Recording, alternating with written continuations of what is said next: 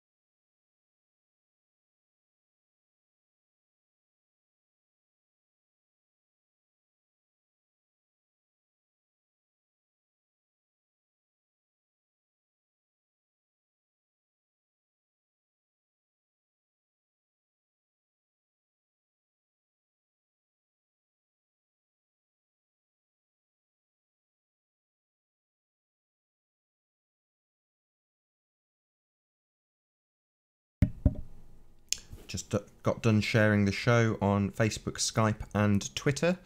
So I'll do a few shout outs and then I'll do my plug. And then we'll wait for our first guest to arrive. So, Guitar et moi says hello. Good to see you. The Rig, good to see you. Frank Buccicho. I'm terrible at reading these names, I'm sorry. Elisa Brittany, good to have you here. Leslie Beckworth, thanks for stopping by. Scuba Dracula Effie Hamilton says greetings. Good to have you here also. John Watson, hello. Mulish, hello. HP Gang says 666. IPS Shell says F these agents. Fair enough. Twitwit, good to have you here. Joseph Fleming, good to see you also. Charlotte, good to have you here. I think that's probably about it. So I'll do a quick link for anybody who doesn't know what's going on. So if you are new to this channel, be sure to subscribe and hit the bell notification icon for updates on when these debates actually run. And if you'd like to join the debate, there is a link in the info box below this video. If you'd like to support the channel, there is a super chat that runs alongside the show while it is live, and there are only a couple of rules if you do decide to join the debate live. Firstly, please do not swear. If you do, I will eject you, but you will be warmly welcome back on the next show, so just please do not try to rejoin the same stream once you have been ejected. Other than that, if you were to join at the moment, you would be expressing your views on the shape of the Earth entirely unopposed, as there is currently nobody here to contest anything you say. That may very well change with time. We shall see how it goes. This particular show is running out at a slightly different time. The other ones have run out about 2 p.m. UK time, and this one's running out about midnight, so we shall see who joins. I'll transition back to my photographs, and probably the next time you'll see me was when we get our first guest.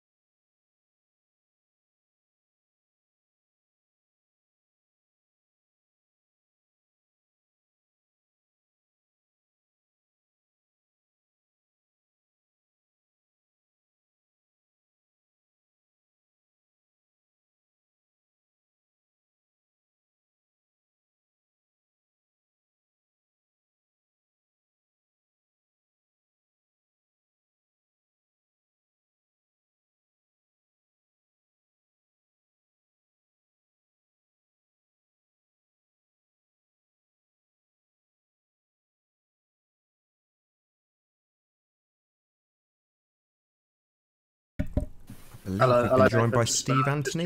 How are you doing, Steve? Good to let you know this working, man. Incredibly quiet. I'm all right.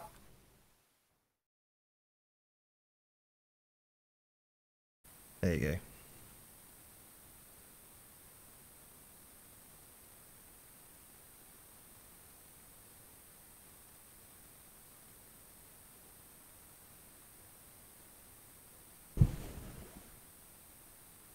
Can I just check your mic, Steve? Can you just say a couple of words?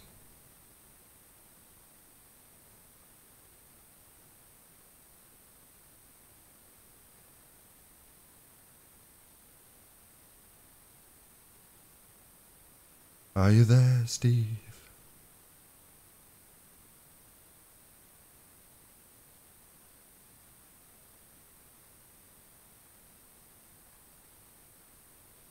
Well, we've been joined by one guest. We'll see. Maybe he's lurking until somebody else joins. But thank you for being here, Steve Anthony. Thanks for joining.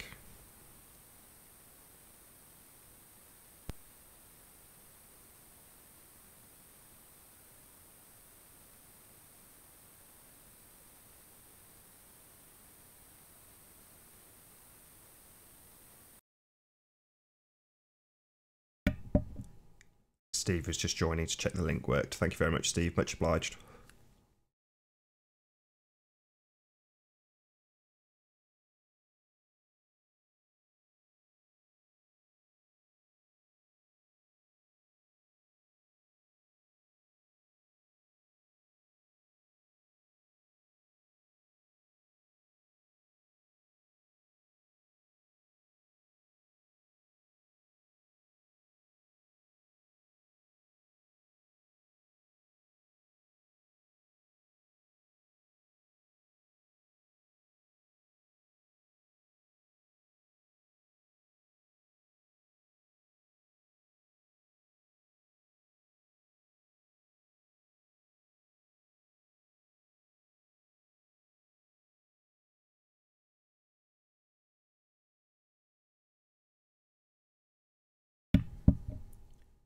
Good to have you here, Joey Rocha. Thanks for being here. If anybody else has joined while I sorted out that minor technical issue. Curved Water, good to have you here. Journey's Wake, good to see you. I think that's about it. Thank you very much for being in the live chat. Not much going on at the moment. Hopefully we'll get a guest soon.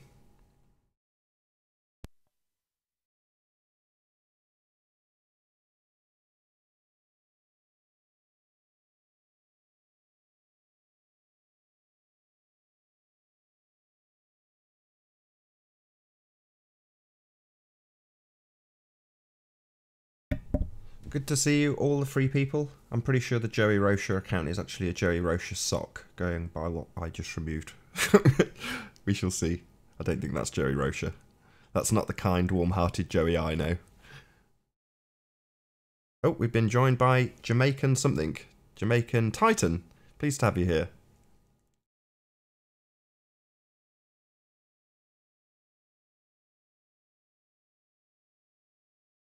Hello. Y'all motherfuckers think y'all real cute, huh? You think that shit was funny, huh? Hacking another man's account to take shots at Dread, huh? Having this man wrongly accused where the shit didn't work because they still brothers, motherfuckers. Yeah, that shit wasn't funny. But y'all thought that shit was funny, huh? Yeah, Project and Dread about ready to kill each other over some shit y'all did. You think that shit funny? Well, it didn't work. Because Project, Dread, and Bro Sanchez, we all still on the same page, motherfuckers. So that division tactic didn't work, pussy. But don't worry, I'm coming from all of y'all. All y'all. I'm body bagging y'all single-handedly. I'm picking y'all off one by fucking one. The way you try to pick off Dread, Project Frequency, Bro Sanchez, Sean G, Tiffany Rosado, how y'all try to pick them out one by one. I'm picking y'all out one by one, pussy. Faggot. I'm talking to you, faggot Tim. HSP gang, Cigar Face, P Mars. I'm coming for you. It's a no mercy, no safe zone, motherfucker. Be afraid. Be very afraid, bitch. Thank you for that. That was lovely. Beautiful words. Beautiful words? Yeah, if you'd have been here, I'd have kicked him. Oh. What, was that him or not him? I don't know. Say again? Was that the actual Jamaican Titan, or was that an imposter? I don't know who it was. But as he was on his own, he was free to... I wasn't going to kick him for swearing if he's not in the middle of an argument with someone, you know what I mean?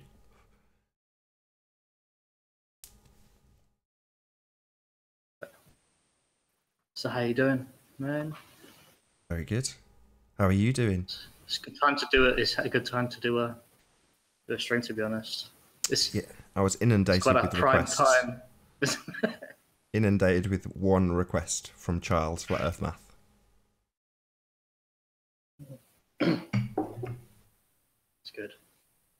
Good to have you here, Haunted House. Nice to see you. Zoe, be here and love. Good to see you also. We need Jeremy. Jeremy! Jen Panda in there? I didn't see him. I don't know, where is it? Should be. Did you catch VB's live stream yesterday, Steve? I caught a little bit of it. Very good fun to partake. All the characters were there. They were. Yeah.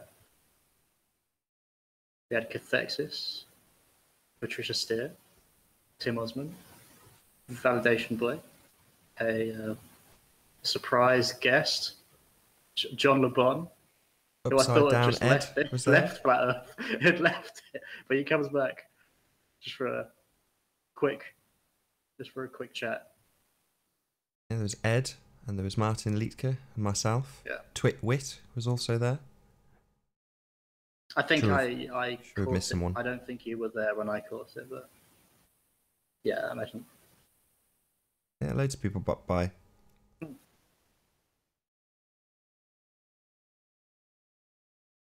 good. Good to have you here, Yvette. Rebel, I should say.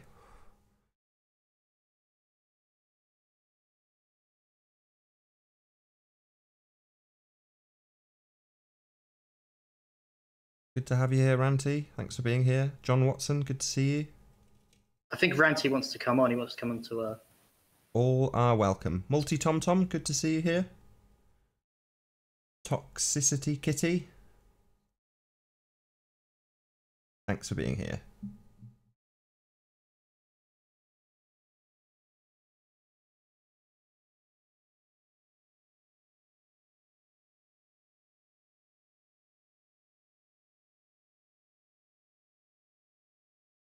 HSP Gang asks, why is the Jamaican so triggered all the time? No idea. First encounter with him.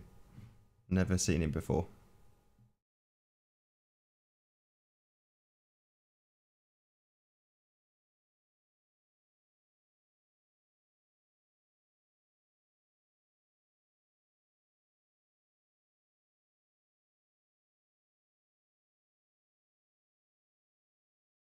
I suppose it takes a while for people to come on and muster up that courage.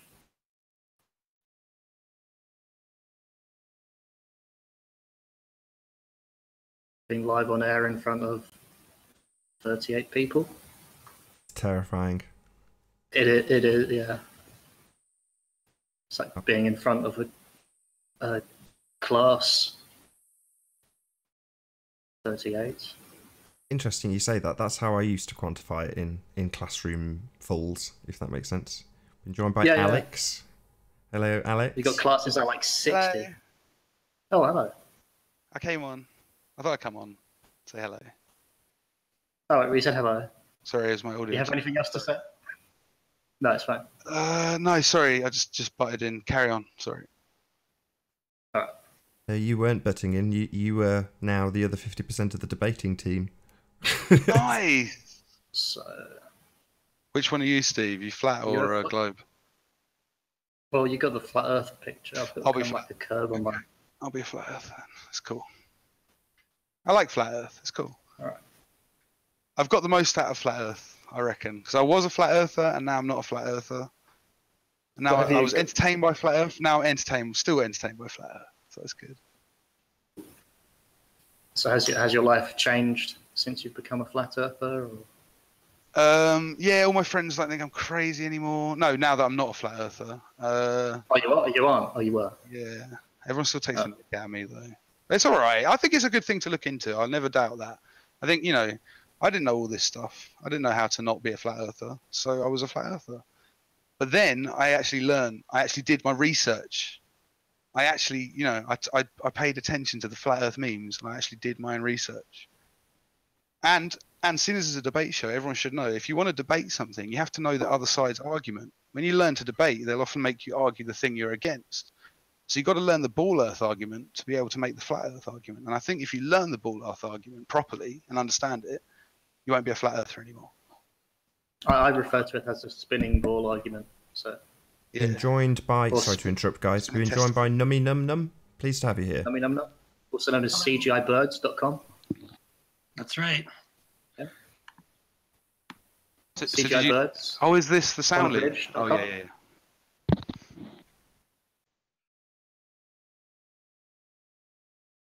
What's up? What's up, dude? Nice to meet you. Hello, man. Yes, nice to talk to you guys. I'm just dropping in for fun. Yeah. Yeah. Yeah. Where's the fun? I don't know. I guess we're gonna find out. So I wanted to create the ask, fun then. Nummy Num, create the fun. So we're going to debate flat Earth because it's the flat Earth debate. we can debate flat Earth. Was that you, Alex, that was saying you're a former flat earther? Yes, that was me. Yeah. So what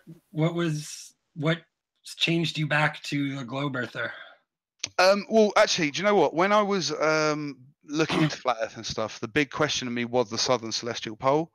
and I sort of just forgot about it because some people did some weird stuff, and like, you know, I just sort of forgot about it. But when I actually really thought about it again, like sort of came back in my foremind when I was more watching YouTube videos, and then when I started watching the Hangouts and stuff, I'm not trying to be funny. I just thought some of the debates and things, like, they didn't really go the flat earthers way, just being my honest opinion.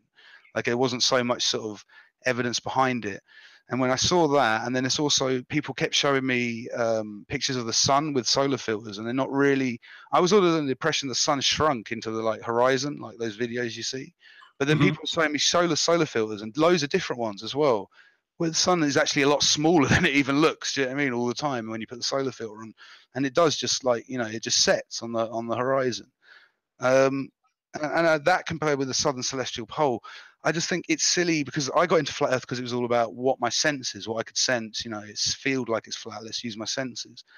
But now that I understand the things of the stars and the sun and the moon, you know, and the moon was always a tricky one for me. I have found it very hard to understand. You know, why is the same face of the moon always facing us? You know, yeah, okay, it could be a hologram or something like that. But then, why is it not shrinking? You know, it was just hard. I won't say I was ever 100% a flat earther. I think that's what turned me off a lot from flat Earth as well. People who are saying, I'm 100% sure on flat Earth. It's like, well, really? Because I was 90. I was up to like 90 or something. I had a percentage. But yeah, that's how I came out of flat Earth. Well, my take on that is that it seems to conflict with the actual measurements of the Earth, right? Like, it is the best argument for, like, it seems to be the strongest evidence for the globe Earth, the southern celestial pole, but you kind of have to assume the globe in order for that to, well, yeah, I mean, it makes a lot of sense. It's a compelling argument, certainly, but like, how does that resolve against the, you know, like, level flight and the fact that we can see over distances that are further than we shouldn't be able to see, in the horizon rising, and there's no curvature visible from very high altitudes, like 40 miles and things like that.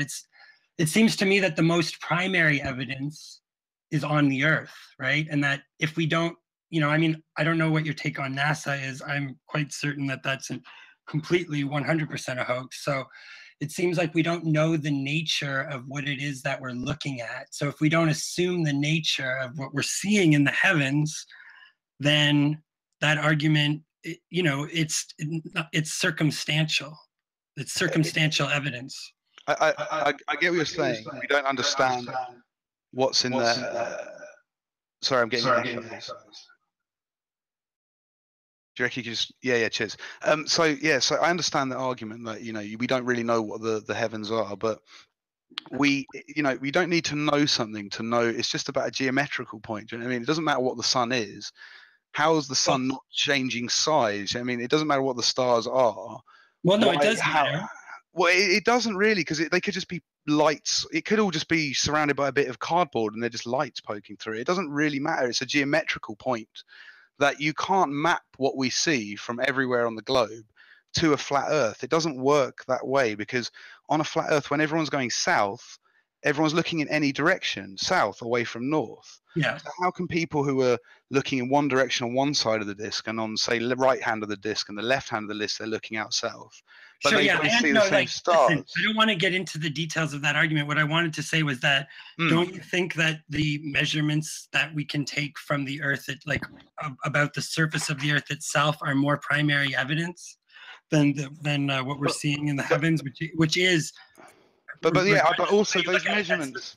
That's circumstantial evidence. No, yeah, I get what you're saying, but those measurements seem to work out with the math that goes with them. So you have the odd occasion where you have things like mirages, but you can't reproduce them all the time. That's what I've seen when I've looked into it. They can't be reproduced all the time. Well, and then you have instances of genuine curvature where you can see, you know, boats going over the horizon, not just ones where they zoom in and it was just the pixels on your screen and you couldn't see it and they zoom in.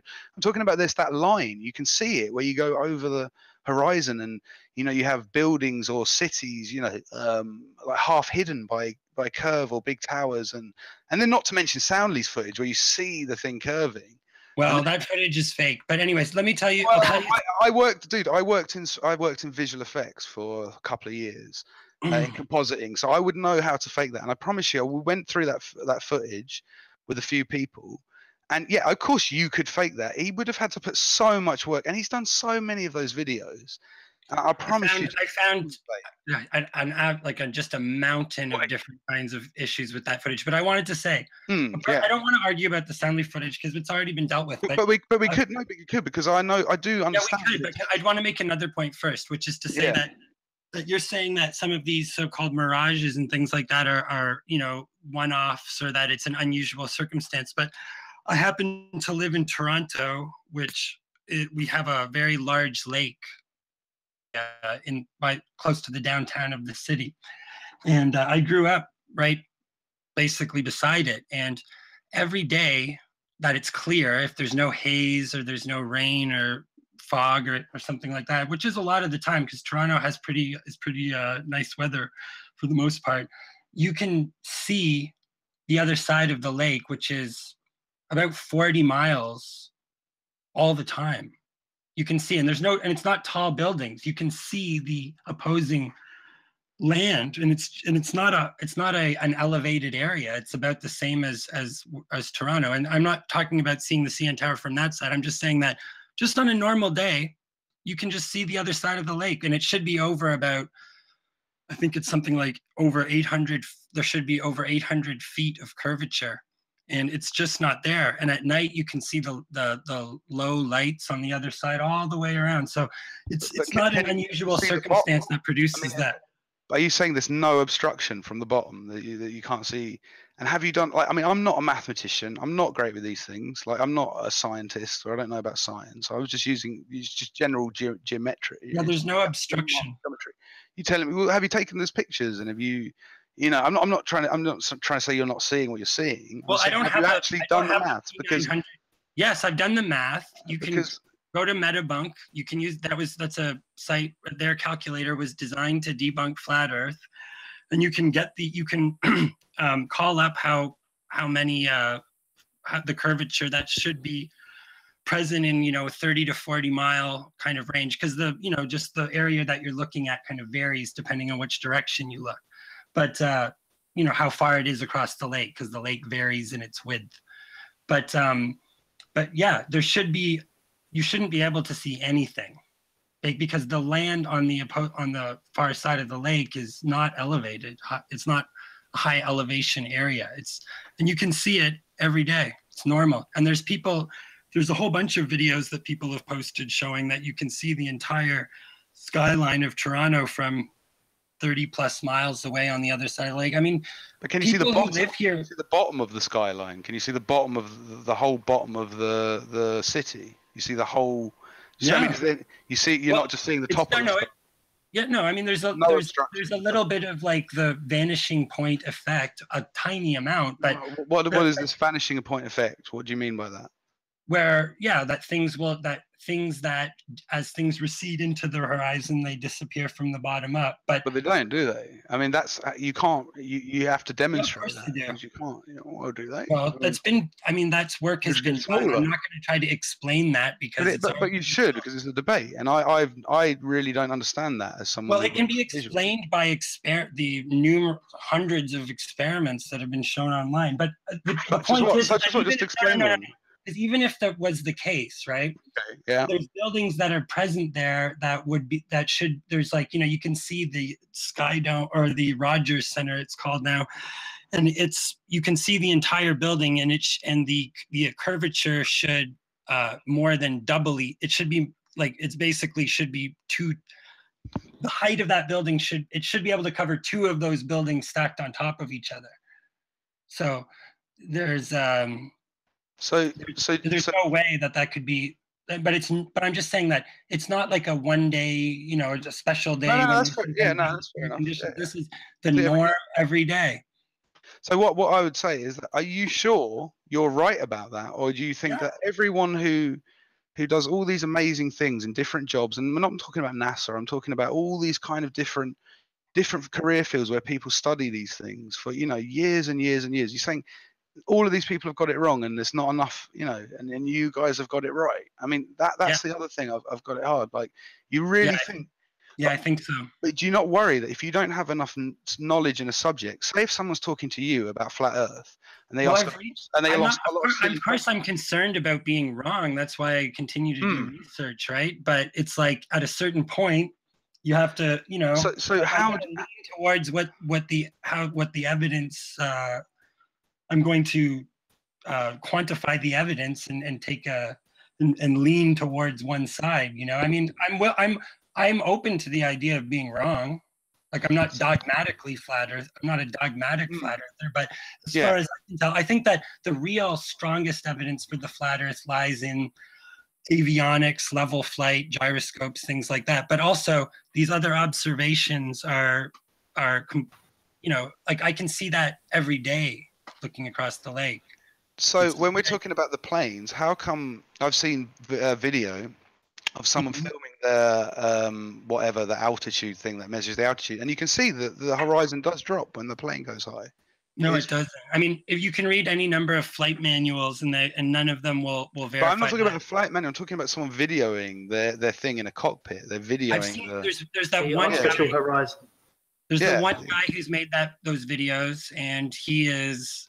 I mean, that you have to stack that against every flight manual, all pilots' experiences that are not involved. You know, I think that it's better to look at the evidence of people who are not. No. You can't say all pilots. Yeah, all pilots. So all pilots are experiencing the altitude, the horizon not dropping. Yes. Really? No. Listen, you're not letting me finish my sentence. What I was going to say is, I think it would be better to consult with some pilots who are not invested in the shape of the Earth argument. So if you look at sources, because this Wolfie guy, you know, he's very invested in debunking flat Earth. But do you understand why someone's invested? Because if someone comes across the content and they have knowledge in their field, there's so many fields that can prove this, right? So he's a pilot and he sees people making errors and making videos. Do you understand why someone like that might, if you, in the same way you make it? My grandfather was a pilot. I've talked to several pilots. I've read several flight manuals, and they all disagree. So you're stacking up the evidence. There are some planes like the Boeing 737 and 747 that fly slightly, the nose is slightly above the artificial horizon because of the pressure gradient. And so the plane is essentially fighting the pressure gradient to stay up.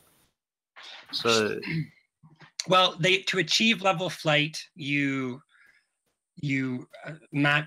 artificial horizon has to match the natural horizon.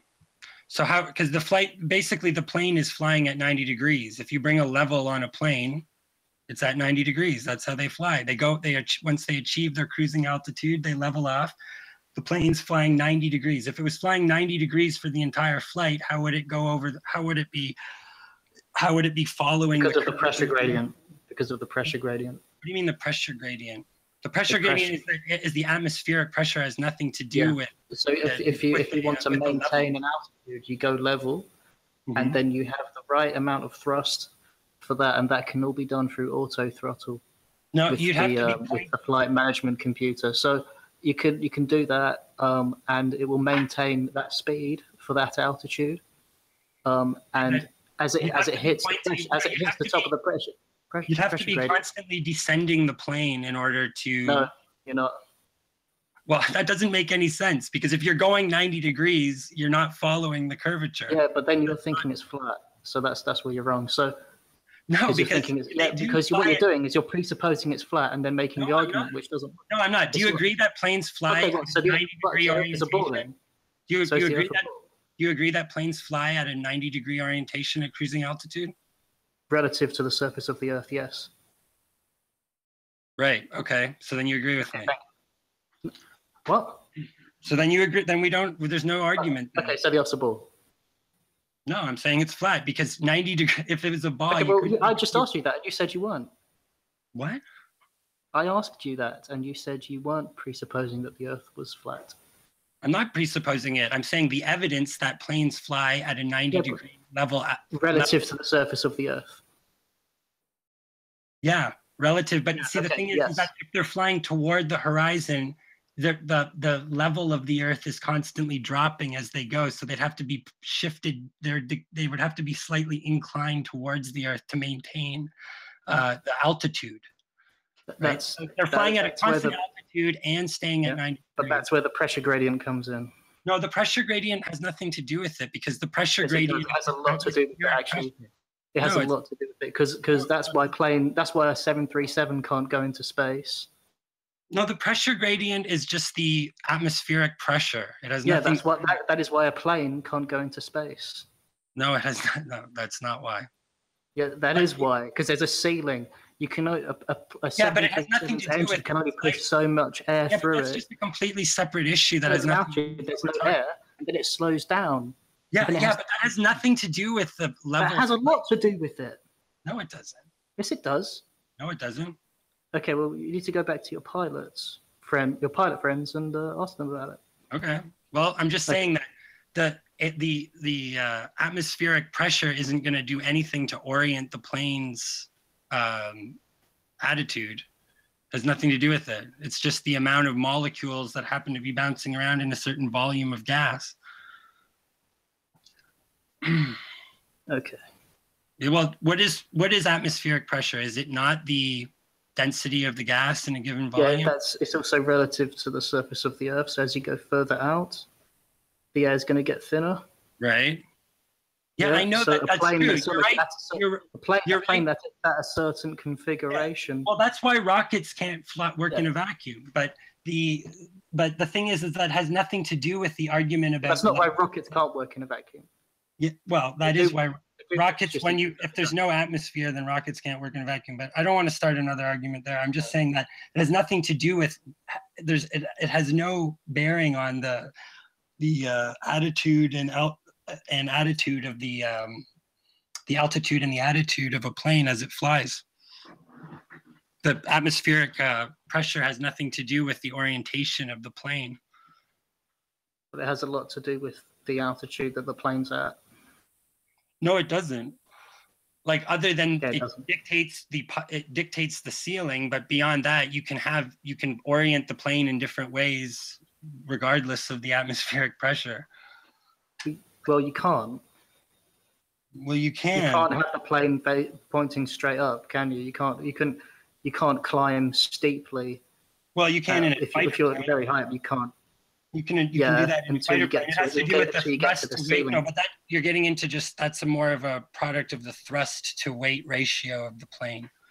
And the density of the atmosphere. Okay, well, sure. I guess we'll agree to disagree then. But I encourage anybody who's listening out there to investigate real flight manuals. And I would say that you should look at you should look at materials that are not invested in the argument either way.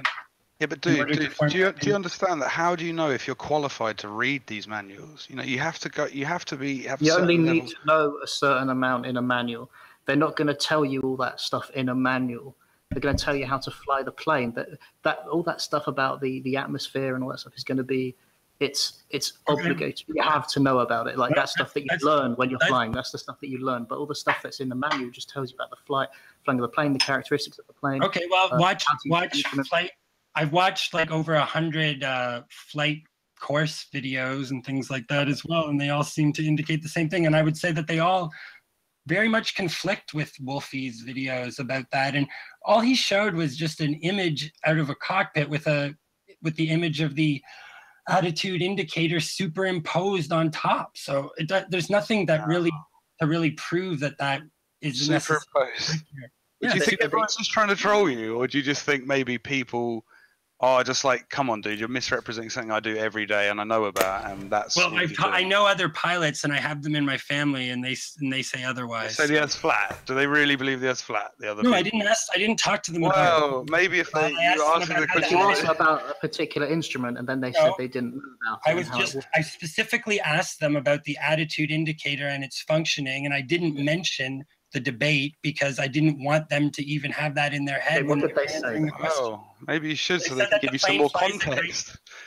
They said that the plane does not that the horizon is not the horizon is not 3 degrees below the artificial horizon, or whatever that thing that Wolfie said. But it's the same. They said that the natural horizon matches the artificial horizon. Hang on, not whatever Wolfie says. What do you mean the natural horizon? Sorry, What are you talking about, the natural just sorry to interrupt you guys. We've been joined by Curved Water. Just want to say a quick hello. Hi, Curved. Thanks for being here. Hey up. Hey, Curved. Hey there. Well, are you guys pilots? Is that a Justice League t-shirt, Nathan? Oh, shit, sorry. Are you a pilot, Numpty? Are you? No, I'm not a pilot. I've already. I'm not. I Anybody love else? Justice League, sorry. sorry. You guys. Is your argument superior to ours because you're not a pilot either, Numpty? Is that what you're getting at? No. I'm not. I'm not trying to make an argument from authority. I'm just saying that I don't think that either of us can claim to have the higher ground in terms of our ability to make logical inferences based on the evidence.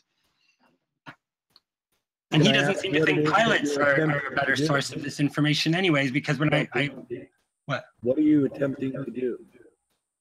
No, I'm just chatting about some of these issues, these interesting questions. Originally I was trying to ask this guy why about that. I thought, and he still hasn't given me a real straight answer about this, about do you think that the evidence that we can measure on the surface of the Earth itself is more primary than observations of the sun, moon, and stars? What have you tried to measure, Numpty? Huh? What have you tried to measure on the surface of the Earth? You act as though this has never been done. Am I acting like it's never been done? How am I acting that way? You're claiming that there is no measurable curvature, are you? Right? As far as I can tell. Okay, so how does that differ from what I just said? What are you trying to argue here? Well, I think it's been done, and I think that it's shown that there's no curvature. I'm not saying it hasn't been done. Excellent. What are we referring to? What's been done that shows no curve, measurement-wise? And let's talk about Toronto, too. Were you listening to the conversation before you joined, or? I heard a fair amount of it, but I didn't hear it all as I was transitioning, trying to get set up here and other things that don't need to be talked about. But no, I've not heard everything. What doesn't need to be talked about? What I've been doing to get out here to get on the microphone. That's what You sound angry. Are you angry? Well, don't worry about that. Just tell him everything. I am angry because people like you drive me mad. Because I'm not interested in being anger. I don't care. I don't care. Interested in your temper tantrum or your anger or whatever. So no temper. I don't really want to talk to you if you're going to be aggressive and hostile. Just answer the question. Come on, dude, just show us your evidence, man. Just don't worry about the attitude. Well, no, I'm not going to be shouted down by some crazies. He's not going to shout you down. He's going to listen to you. Curved, Alex. It's 3-on-1 at the moment. Sorry, Nathan. I don't like dealing with trolls. I'm sorry. If you're going to come in and try to bully and browbeat, forget it. I'm not going to talk to you. Yeah, you've got to give him a chance to speak. He's all on his own. What exactly is it that you have seen? What's the character? I asked him if he was angry. He said he's angry and he doesn't like people like me. So I think that I'm being fair. Okay, we'll just carry on. Answer the question. It's not. We're not here to like each other. The question was not clear. You don't have to dwell on it. What's the evidence? The question again. Mentioning about how that you can see that the lack of curvature is apparent for people who live in Toronto. That we can see the other side of the lake, the land, every day, 40 miles away. Excellent. What evidence do you have of that 40 miles away? Well, I go and see it all the time when I'm walking by the lake. What do you have you can share with us? Because I can share with you from 30 and 40 miles away from the other side of the lake, looking at, part of Toronto with a huge part of it missing down at the bottom. Yeah, but I'm looking from Toronto, not at Toronto. Right. So there's able to see the land across there because it's not highly elevated. Magic mirror. You've got a magic mirror there that obstructs Toronto from the other side, but from Toronto, you can see clear through to the other side. I can, yes. Where's your evidence of this? Like I said, there's plenty of evidence. My evidence is that I've seen it a million times. I look at it every day. So you have nothing that you can present to back it up. This is anecdotal at best, your own personal testimony. Well, and that's all we have from you. you could replicate this evidence yourself by coming here and seeing for yourself. But it could be that one is higher above sea level than the other. No, well, that's you not might not be seeing the beaches. Have you seen the beaches? Like, do you have beaches there on either side? Yeah. Numpty, he's asking you, how do you know how much of the other side you're seeing? Yeah, basically.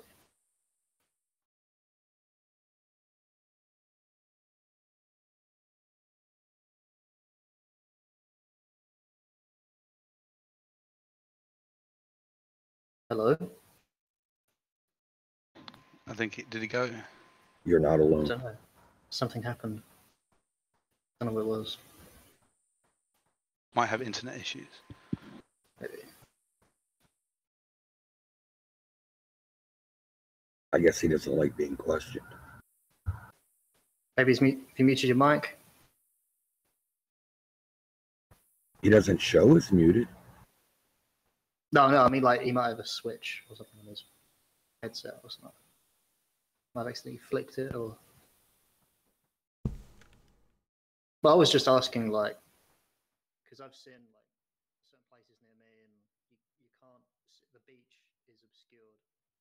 Oh, he's left. Oh. Quick link. So if you are new to this channel, be sure to subscribe and hit the bell notification icon to keep up to date with the Flat Earth debate. If you would like to support this channel, there is a super chat that runs alongside the show while it is live, and if you would like to debate anybody who is currently on the panel, simply click on the link in the info box below this video. There is only a couple of rules in the Hangout. Number 1, please do not swear. Number 2, please do not try to rejoin the Hangout if you are ejected. With that, I'll say one last time, if you're new to the channel, be sure to subscribe to keep up to date with the Flat Earth debate. Not getting anything from anybody else, you know, evidence-wise.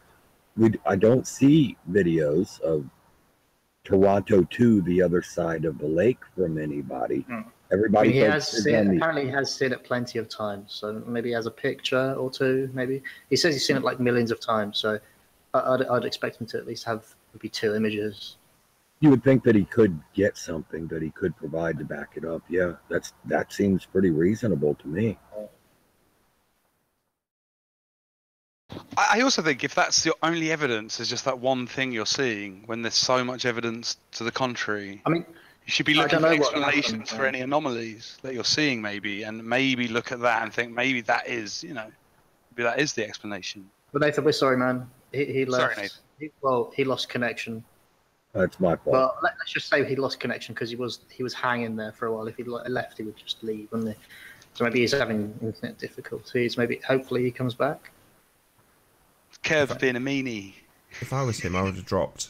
I mean, you just talked over him. There's 3 of you. Sorry. Yeah. Sorry. Unknown. Hello, unknown. Yeah, we probably got a bit excited. I'm sorry. Just, yeah. I always start off a bit excited, but then I hold on. We got a new guy. New guy. Playing peekaboo. Unknown user. How you doing? Good to have you here. Is that? No, I don't want to guess. Don't know. I have a guess, but it might be. And Nummy Num's back. Oh, Nummy Num's back. Yeah, sorry, I just lost my connection there for a second. Very good. I feel better. He didn't mean that sarcastically. He was trying. I'm pretty sure. Oh, that's sincere. Yeah, I do feel better. I'm glad you're back. I'd hate to think that you left because I came in. That would make me feel terrible. So. Well, like I told you, I'm not really interested in talking to people who are just here to vent their anger at other people having different beliefs, but whatever. Okay, but on that point, I'm not just venting my anger at somebody who has different beliefs. I'm venting my anger at somebody that... If you're angry, and you said, yeah, I don't like people like you. No. So are you angry? Are you angry? Is that why you started talking over me when I was responding to you? Are you angry? No, are you triggered, bro? You mad? You know, how do you want to play games like that? Okay. Well, you know, I get asked angry. You a clear question. You said, Here we go. Here we go. Going with what you said, my friend. Huh? I dare not respond because you'll just start talking over me again. Okay, whatever you say. Anyways, so where were we at? I was just saying about Well, hold on, no, we have a new person on. I don't know who this is. Yeah, can we get a quick Who's hello unknown? from unknown user? Hey, unknown user. Is your microphone on, unknown user? Can you type something in the chat here in the group chat, unknown user? If you're having mic problems, you can still type in the chat here. Say something.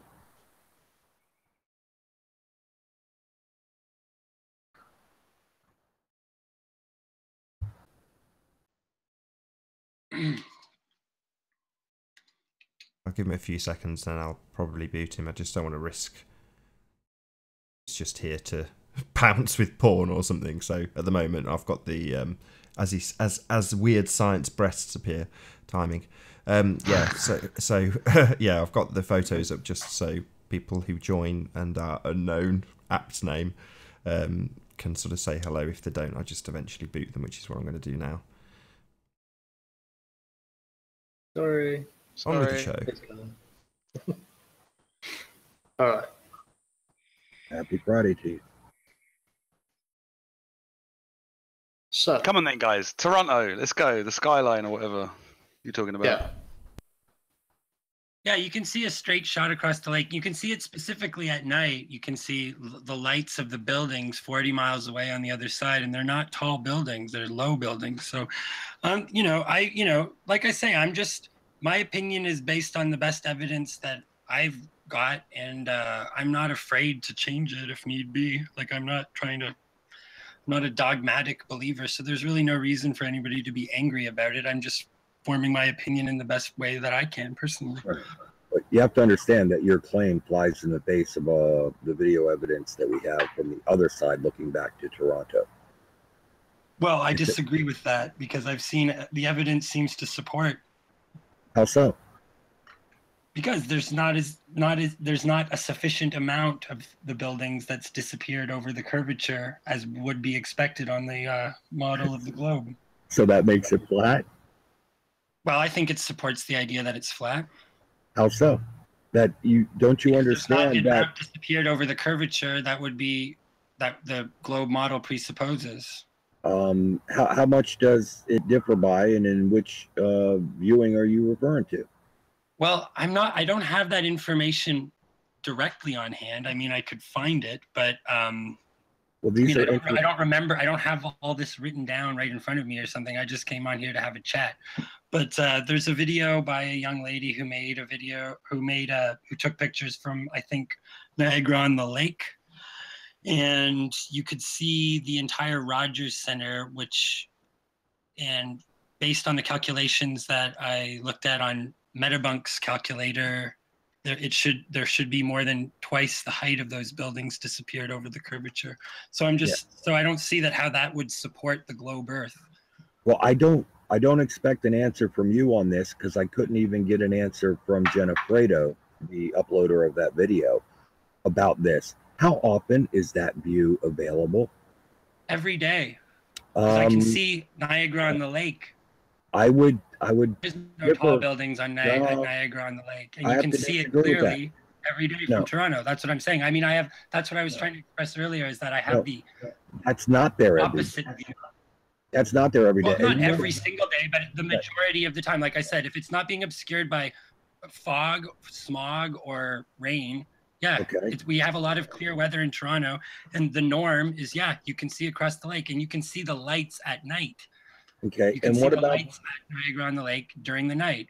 What about the guy from Hamilton going 30-ish miles across the lake in Toronto?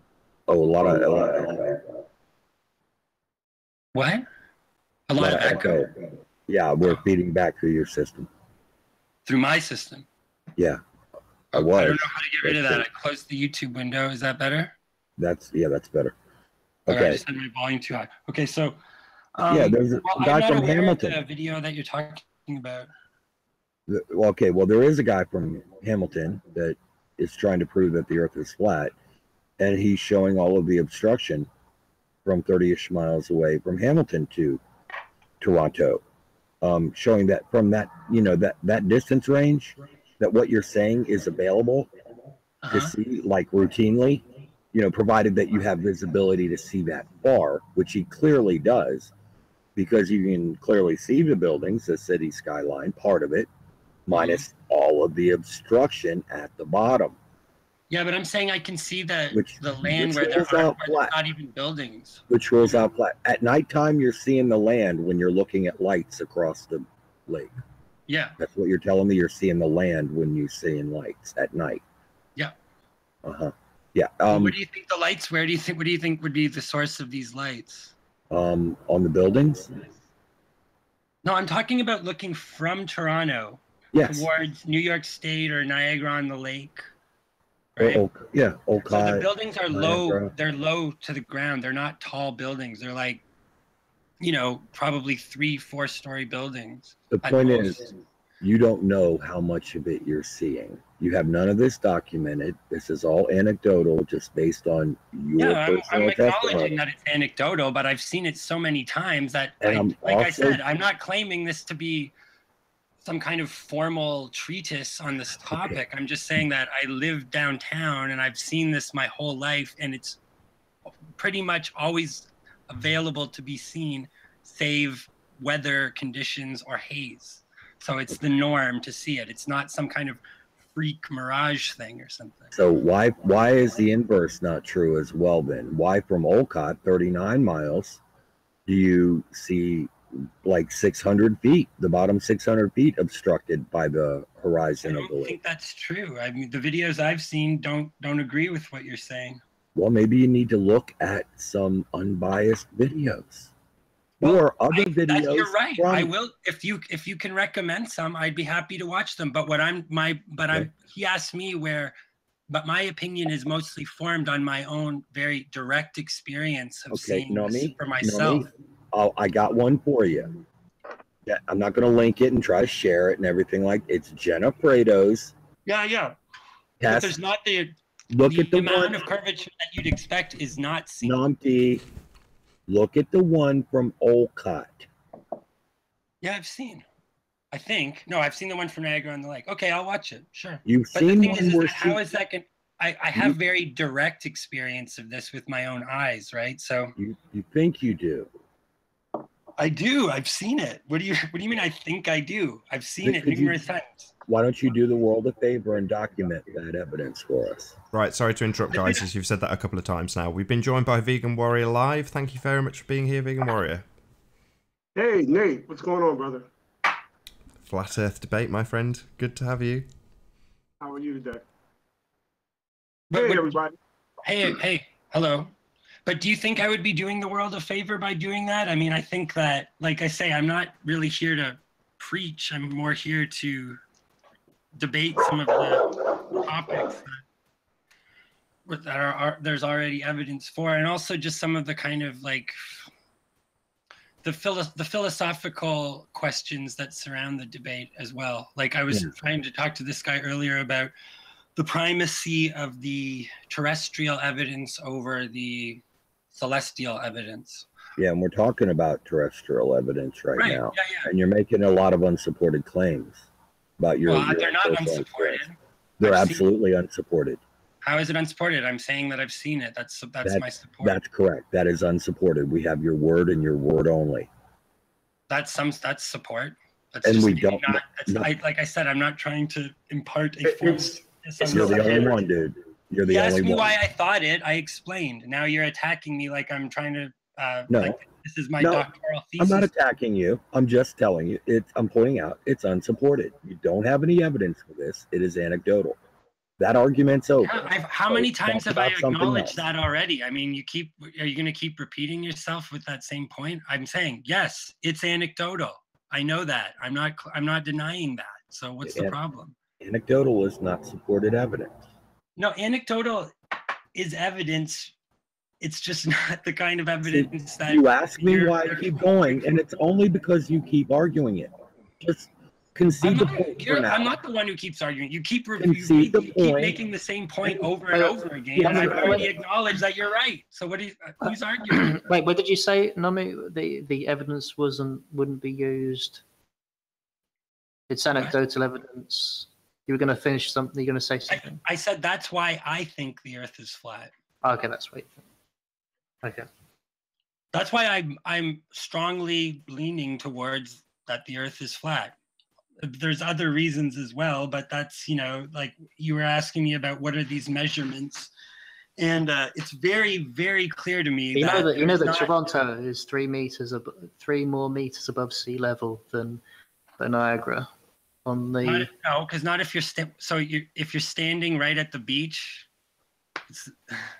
I don't know. There's different elevation levels in Toronto that you could observe from, right? Yeah. So it's not. What do you mean? The whole city of Toronto is 3 meters above? No, you can stand at the beach. Yeah, you can. But were you? Yeah. All right. Because we have our downtown. I don't know. And could you see the beach? Could you see the beach? Could you see the beach? Well, you can't make it out because it's too far to see the details. But at night, you can see the lights of low-lying buildings. So, are there lights on the beach, or are there lights on buildings and things that are further back, maybe higher up on the beach? What? I don't know what you're talking about now, because I'm saying if you're standing on the beach in Toronto, you can see the lights at places like Niagara on the Lake and across the in the United States and New York. Yeah, but are there lights on the beach? On what beach? Niagara on the Lake. Yeah, of course. There's buildings there. It's a city. No, but are there lights on the beach? I'm talking about physically on the beach, or are you saying the beach is the city? So, I mean, I'm not sure exactly what the source of these lights are, but it's supposed to be something like 800 feet of curvature that it's supposed to drop over. Yeah. So, or I'm not sure. I can't remember the exact figures now, but it's enough curvature to cover up, a tall building.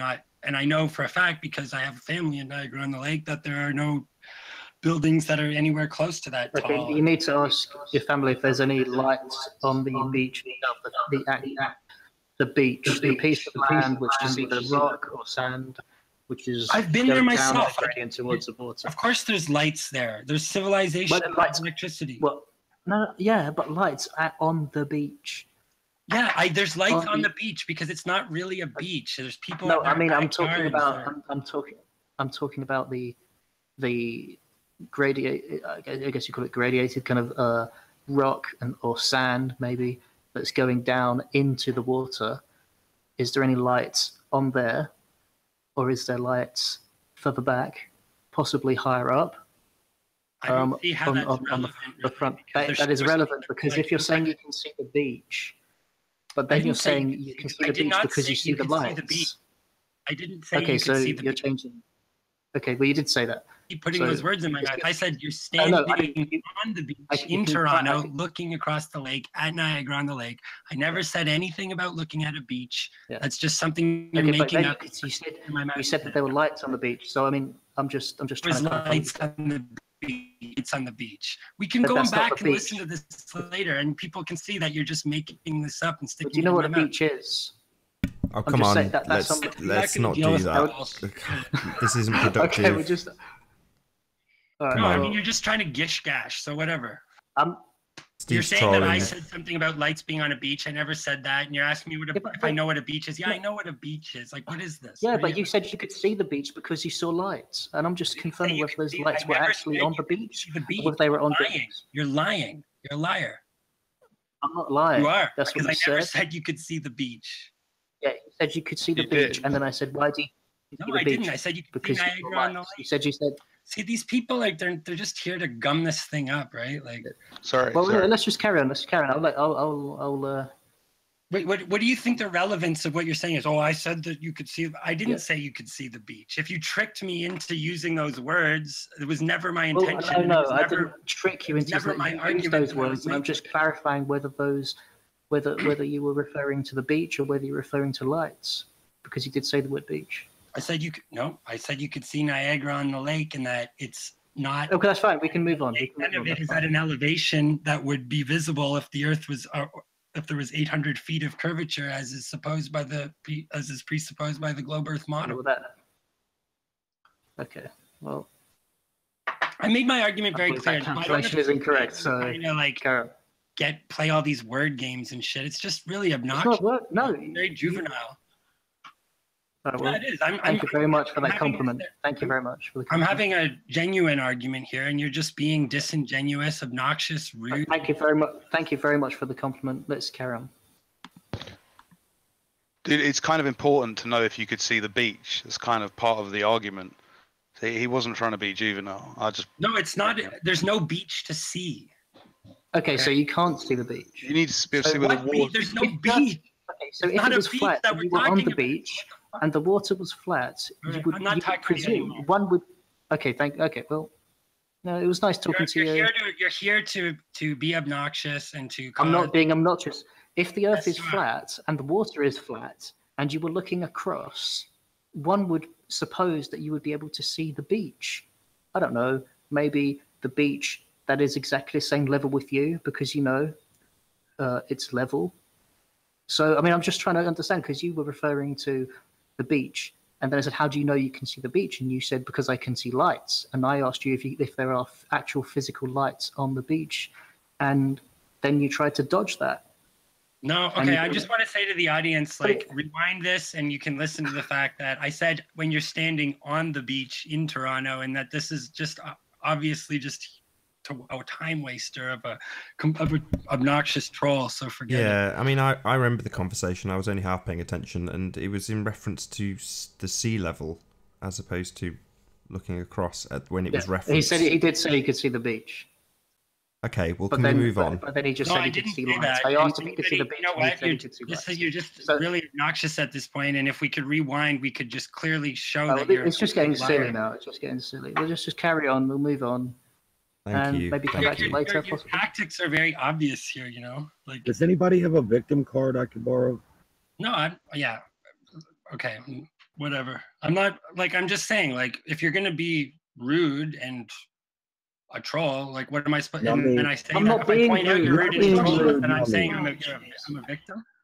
Nami, I'm not you're the saying I'm a one being victim. I'm rude saying right you're now. obnoxious and you're wasting everyone's time. Okay, Nomi Nom, great. Yeah, you think That's I'm quite obnoxious. rude. Great. Thank you very much for delivering such great compliments towards my. Thank you so much. Let's carry on. No, it's just an objective observation. Thank you much for your observation. Thank you very much. Hello, Vegan Warrior. How are you? Great. How you guys doing? Yeah, not bad, good. man. Nice to meet you. Great. I am a flat earther. You guys didn't already know. But I like to refer to myself as a realist because I base my understanding of our flat plane on realistic or realism versus scientific claims. I think one of the fundamental differences between us and the globe earthers is that, one, we need to first recognize that we're all people with ideology. But I think a lot of globe earthers, and I don't want to speak on their behalf, but this is my observation, tend to trust the information. And I think a lot of flat earthers have a lack of trust with the information that's been provided to us since we were little tots. So I think when we have these discussions, we should keep that in mind. One group trusts the narrative while the other group doesn't trust the narrative. And I think that's the fundamental difference. And that's the only real difference. I like what you're saying, but what I would say is that I'm not trusting a narrative. I used to be a flat earther, and I did the research myself with things that I can figure out. And it just doesn't, there's so much more evidence. There's really barely any evidence of the flat earth when I started digging into it. So that's my problem for me. I'm trying to be real here. I'm not trying to knock flat earthers or anyone who looks into it. I think it's a very open-minded thing to be able to consider something like that. I really do, and I still respect that. But I don't respect people who've been in this for such a long time and they refuse to really give both sides. If you can't argue the other side, I could argue right now as a flat earther, but if you can't argue to me as a ball earther effectively, then you don't know both sides of the argument well enough. That's my point. I mean, do you really believe that the majority of flat earthers aren't aware of the globe Earth model and yes, the information? I really do. But we're all taught in grade school. We're taught. I actually had earth science in college. It's because a lot of them refer to it as the ball Earth model, when it's actually the globe Earth model, which you've referred to it as the globe Earth model. Why is that relevant? Because it makes it sound silly. Well, it can sound any way it likes, but in reality, when you speak of a globe, you can call it a ball, and everyone will understand it. If someone will understand it, why is it silly? Because that's the name. I mean, I guess people would like flat earthers would like it to be referred to as the flat Earth model, rather than the frisbee disc model. Well, I don't defend a particular model. I just defend my experiences. See, I'm a flat earther because I only experienced the Earth flat with various terrain changes, and I also understand that no one truly experiences curvature of the Earth, and that's my foundation. What do you mean by experience? Excuse me? What do you mean by experience? Detectable through the 5 senses. How about through measurements using instrumentation? Curvature of the Earth has not been measured. Sure it has. Okay, I don't want to get a tit for tat for you. Can you explain to me how it's been measured? The Earth has been geodetically surveyed, for one. Right. We got the guy in Minnesota that did the experiment on his frozen lake in his backyard over a few miles, put in a lot of time and effort measuring the curvature of that lake by drilling holes through the ice and measuring down to the water level of the water beneath the ice. Right. And detecting, measuring curvature, something that you guys constantly say no one's ever done. And you see clear evidence of the curvature through obstruction in Flat Earthers videos. Wide Awake with his ocean, the cruise liner out there progressively going lower and lower below the horizon. Jennifer showing how very little of Toronto she could see from Olcott, New York, but trying to do a victory dance based upon, well, I see a few more buildings than I'm supposed to by the calculator, so yay, the Earth is flat. No, less curvature than expected by mathematical calculation only without refraction is not a victory.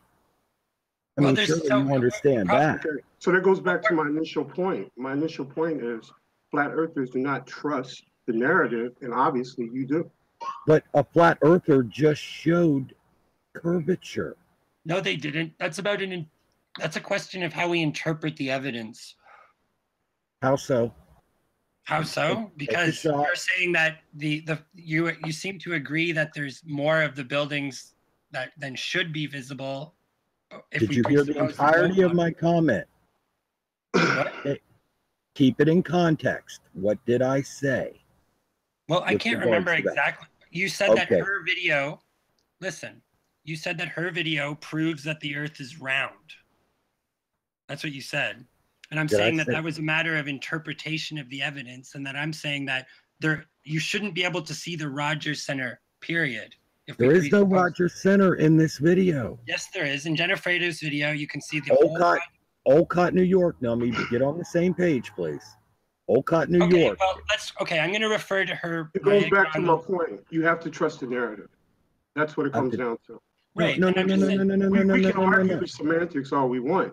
What he just stated to me, he was talking to me. When he was talking to me, he was giving me an example of someone who measured a lake and was able to detect curvature of the Earth.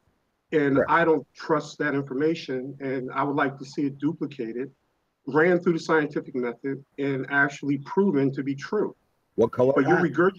You're regurgitating it as if it's true. What color hat should you wear? Well, actually, you have to accept it on blind faith because you don't know if it's true or not. I'm telling you, it's been done. We do know no matter how far we drive, no matter how high we fly, no matter how far we sail, we never experience curvature of the Earth. That's my foundation. That's not a foundation. And again, how do you want to tell me what's my foundation? I said my foundation. I didn't say your foundation. I said mine. Your foundation is not a foundation. How's that? How so? Because it's false. Do you experience curvature when you fly? It's false. How do you? Because your foundation is not someone else's foundation, vegan. Well, no, I'm saying this is the foundation for no one experiences curvature of the earth when they fly. No, but that's Or your they foundation. You just said that Well, was your foundation. And I'm rephrasing. No one experiences curvature of the earth when they fly. Why does the No one horizon drop by a experiences- few Why- why degrees you- when you No, go up the no, cruise? can I finish my statement? No one experiences curvature when they sail. No one experiences curvature other than terrain changes when they drive. Apart from levels back out. the zenith of certain stars as they go across the sky and as you're moving. I've never been to a star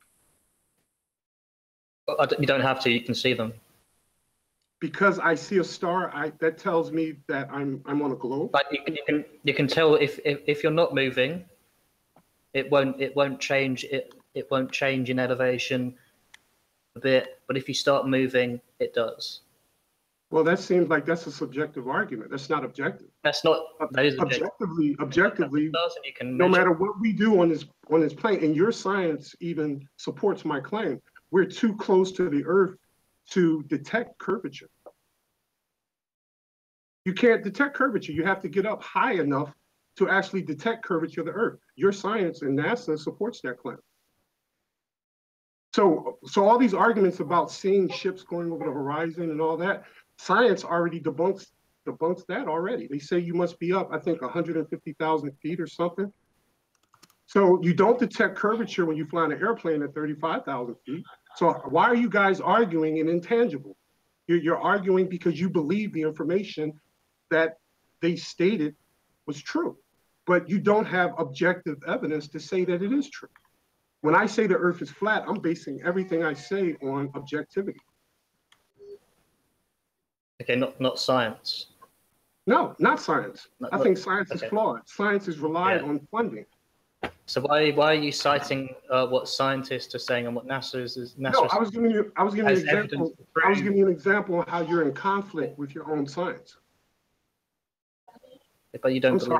I'm sorry, I didn't mean to cut you off. Go ahead. But you don't believe it. No, it's not about belief. I know the Earth is flat because I only experience it flat. Okay. But what when you say you've got your objective evidence, what is your objective evidence again? My experiences. Yeah, what is it's detectable? Well, I'm answering your question. Yeah, sorry. My experience, all our experiences. We only know the Earth as a flat plane with various terrain changes. That's how we know our world. To know anything other than that, comes from scientific claims. But those scientific claims are subjective in nature. They're not objective in nature. So how do you explain from what we just see the sun setting and not changing size? It's not shrinking to the horizon, it's just setting. How do we explain the southern celestial pole in the southern hemisphere? I don't get into that because I'm not a scientist. And but it's not science. That's just. And I don't believe scientists. Let me finish my statement. I don't believe scientists know. I believe they speculate and they theorize. So I like to go off what I know to be true based on my experiences. What about geographers? But these aren't. Geography is based on a lot of speculation as well. They told you what the core of the Earth is, and we've never drilled below the first mantle. That's not So how do geography. they know? Well, I'm talking about the study of the Earth. We're talking about the layout of the land. Well, the land still deals with forms of drilling, right? You got to dig into the Earth. For what? To know where places are relative to each other on the surface of the Earth? No, I'm not saying that. I'm not saying that, but I was referring to all that science does not know. See, you guys, again, the difference between many flat earthers and many globe earthers, I don't want to put everybody in one basket, is you guys accept the narrative. You accept the information that's been provided before you. But many of us come from the conspiracy world. And we realize that the authority lies on the regular. And we believe this is one topic where they lie. But dude, I want to get this through to you. Sorry, not get through. This sounds really sure. rude, but I really want to get my point. Yeah, sorry, I really want to get my point across as someone who was like into this, right? Okay. I'm not going on any science. I don't know any science. I'm useless at science, right? I don't know any of this. That is not what proved the curve to what proved the Earth to me. What I'm talking about is the sun You don't need a science for this. You need a solar filter and a camera or some glasses. But like the sun is not changing size as it sets. The moon is not changing size. It's always facing the same direction. The stars, when you go into the southern hemisphere, are spinning in an opposite direction. If you're on the equator and you look up, they're going straight ahead above you, the star trails. So, I mean, you can't geometrically put that any other way that we can see all these stars at all points of the globe at all times. You can't make that work on a flat Earth. And No, that's what I'm saying. Please let me just finish my point. Is that you have to at least, if you can't concede that that's an amazing evidence for the world being round, I'm not talking about anything else, just being a globe, then you haven't understood the point. That's what I'm always trying to get through to you guys, is that you're not understanding the point, because you should at least say that is an amazing evidence for the world being around. You have to accept that is amazing. Wait, let me say something. That's not. I will say what he just asked. That is amazing evidence, but that's with the assumption we understand all the possibilities. I don't think it's not amazing evidence. Let me say it's not amazing evidence. I don't defend the model. I just speak of what's objective. No, it's not an objective evidence of anything. It's circumstantial evidence. Primary evidence is found on the earth, not in the celestial observations. We don't know the nature of the heavens. Nobody's been out there and seen it.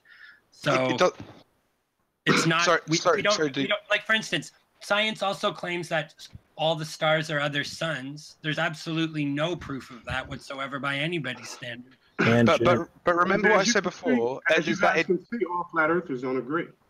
Because I don't agree with what he just said. You don't agree with what I just said? What do you disagree with about what I said? I believe we're filling in blanks in the arenas, in the areas where we just don't know. That's what I'm saying. That's what it means to say circumstantial evidence. Right. So what he just laid out is a phenomenal piece of evidence. But I don't think it proves for or against flat Earth. Yeah, but he said it's not an amazing piece of evidence if it's circumstantial. That's what I'm saying, is that it's not smoking gun evidence, because you have to presuppose the model for that evidence to be amazing. No, dude. What I was saying is, what does it matter what the stars are made of? What does it actually matter? We could be surrounded by a giant bit of cardboard and it's all just lights poked through it. It's the same thing. It's about looking at if you want to tell me everything's a hologram and there's mirrors and stuff up there, fine. Maybe there's a chance there's all a big trick and we're all being tricked into thinking that. But you can. No, I'm just saying. I'm just saying. If you want to say that, that's fine. Like anything could be possible. I'm not saying any of that. But yeah. We don't know. No, I'm saying we don't know what it is. So. But if you don't know, you're saying that the only other explanation is that no. Perspective doesn't work. No, I'm saying there's no point. It's not scientific to pretend you know. That's not science. But if you don't know, that's speculative. That's speculative, and the evidence is only evidence if you presuppose the model. So it's circular argument. It's fallacious. It's not circular. It's not circular at all, buddy. Well, other than it's round, because yes, it is. If you presuppose the conclusion, they're not. Well, no, you draw the conclusion from what you're seeing. You draw the conclusion from the evidence you're seeing around the world, from sunsets to the stars. And you draw a conclusion from that the Earth must be a sphere for this all to make sense. No, because then we can't. But when we actually measure the surface, we can clearly see it's not a sphere. So you have to impose this idea of sphericity in order to. But then you have to move away from my point of the stars. That's what I'm saying. So fair enough. You don't want to talk about that because it is a good evidence. No, I think it's a good. I do think it's the most compelling argument for the globe. But I think at the same time that it's not primary evidence, it's circumstantial evidence, it's a circular argument. It's not it's not the definitive argument, it's not smoking gun evidence. It certainly is a circular argument. Say that right, I'm going to interrupt at this point. I'm really sorry, guys. We've been joined by Gem Panda. Thank you very much for being here, Gem. Hi, thank you for having me. Hello, Gem. Hey, Gem. Hi everyone. Hi, Gem. Hello, Gem. Don't let me interrupt. Keep going. Yeah, Nami, you're fascinating. Keep going. So, Nami, you don't know. So the best argument. Those are the three most important words. I don't know. I'm saying nobody knows what the moon, sun, and stars are. Nobody knows. What is knowing? What does it mean to know something? Well, nobody's been there and observed it directly, so they have no kind of substantial evidence of. Well, we can observe the moon directly. So what do you mean? What does it mean to know something? What? No, what I mean, it's like no, I'm saying if you might be able to see a distant light, but to know what is causing that light to occur is a separate question, and you'd have to investigate it by actually going to the point where the light was being generated and find. So what you're saying is the only way that we can know what the moon is to visit the sun. Is that right? No.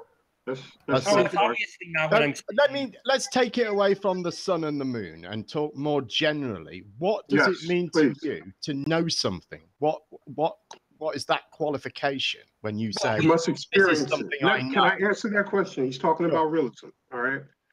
To know something, you must experience it. You can believe in something with no experience at all, but to truly know something, it should be detectable by way of the five senses. If something is not detectable, let me answer. If something is not detectable by way of one or more of the five senses, you don't truly know it. You postulate about it, you speculate about it, you may even believe it, but you don't necessarily know it. So the only reason we know the moon is because someone labeled it the moon and defined it as the moon. We see something in the sky. That's what we see. So do you know that Fiji exists? No, because I've never been to Fiji, but I believe it exists. See, there's a difference between belief and knowing. Well, that's what I'm trying to get to. So you only know things that you visited. Other stuff you don't include as part of your knowledge. Well, it's not about visiting. It's about detecting. Well, it is. That's Well, go ahead. Go ahead. You talk. Well, I mean, what you're saying is that you only have knowledge of things you've experienced. Exactly. And everything else is just a belief. Well, don't change the word. I didn't say knowledge. I didn't say knowledge because knowledge has many different definitions. To truly know something, but I'm asking you what your definition is. Well, let me tell you my definition. All right. I thought you did. I am a realist. I am a realist. I believe in objective reality. All right. And to be objective and to truly know something, it must be detectable through the five senses. Now, that does not replace the ideas of belief. You can believe that Australia exists. You can see enough information to say, yeah, I truly believe Australia exists. But if you've never been to Australia, do you truly know Australia? The answer is no. You don't know Australia. Well, I would say yes. Before you debate that, I'm really sorry to interrupt, guys. Sorry, Vegan. Really sorry, Vegan. Just want to introduce one person. Sorry. We've been joined by Chris Myers. You've been crackling away with your mic. Can we just check if we can actually hear you? Is my mic on? Yep, we can hear you. I think if you can say a few words, that'd be brilliant. How's it going, everyone? So the point I was making, you're meshing belief with truth. You're meshing belief with knowledge, and you're calling it truth.